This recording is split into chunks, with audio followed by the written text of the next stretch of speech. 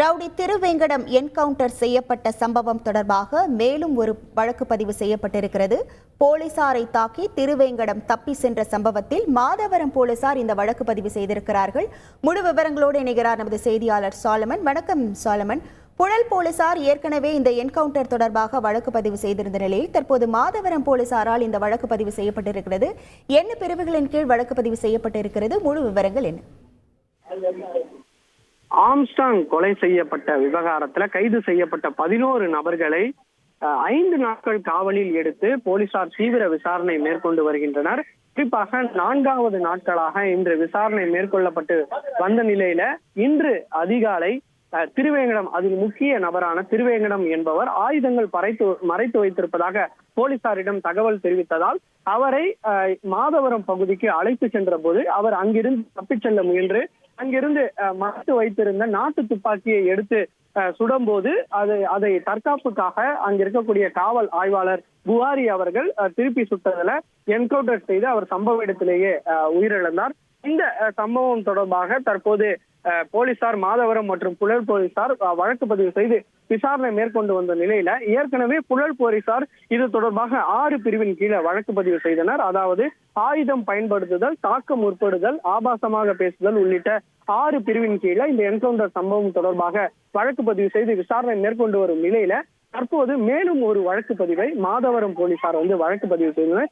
அதாவது போலீசாரின் காவல்ல இருக்கும் போது அவர் அத்துமீறி தப்பி சென்ற வகையில தப்பி சென்றதால 262 புது சட்டம் பிஎன்எஸ் சட்டத்தை சிறையில் இருந்து காவலில் இருந்து தப்பியும் போது தப்பி செல்லுதல் உள்ளிட்ட பிரிவும், அதே போல அரசு ஊழியரை தாக்குதல் என்ற பிரிவின் கீழே 2 பிரிவின் கீழே மாதவரம் போலீசார் தற்போது வழக்கு பதிவு செய்து விசாரணை மேற்கொண்டு வருகின்றனர்.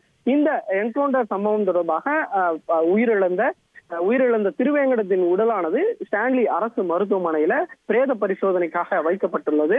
தற்போது தடயவியல் நிபுணர்களும் இது தொடர்பாக சம்பவ இடத்திற்கு வந்து அவரது உடலை ஆய்வு செய்யும் பணியில ஈடுபட்டு வருகிறார்கள். குறிப்பாக போலீசார் தெரிவித்த 2 குண்டுகள் பாய்ந்தது என தெரிவித்ததால் அந்த குண்டுகள் பாய்ந்த பகுதி எங்கே, அதன் தடயங்களை சேகரிக்கும் பணியிலும் மேலும் ஏதேனும் உடலில் காயங்கள் உள்ளதா என்பது தொடர்பாகவும் தடயவியல் நிபுணர்கள் அந்த தடயங்களை சேகரிக்கும் பணியில ஈடுபட்டு வருகிறார்கள். மேலும் இந்த என்கவுண்டர் சம்பவம் தொடர்பாக மேஜிஸ்ட்ரேட் உத்தரவு ஒன்றும் பிறப்பிக்கப்பட்டுள்ளது.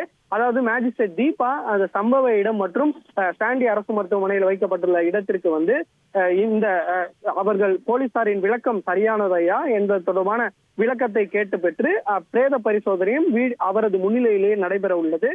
இந்த முழுவதுமாக அவர் செய்யக்கூடிய விசாரணை முழுவதுமாக வீடியோ பதிவும் செய்யப்பட்டு இந்த அறிக்கையானது நீதிபதியை சமர்ப்பிக்க உள்ளதாகவும் போலீசார் தரப்புல தெரிவிக்கப்பட்டுள்ளது. தற்போது அவரது உடல் ஸ்டான்லி அரசு மருத்துவமனையில் வைக்கப்பட்டுள்ளது. அது தடயவியல் நிபுணர்கள் இந்த ஆய்வுகளை மேற்கொண்டு வருகின்றனர். உங்கள் முழு விவரங்களுக்கு நன்றி சாலமன். செய்திகளை உடனுக்குடன் தெரிந்து கொள்ள உடனே சப்ஸ்கிரைப் பண்ணுங்க.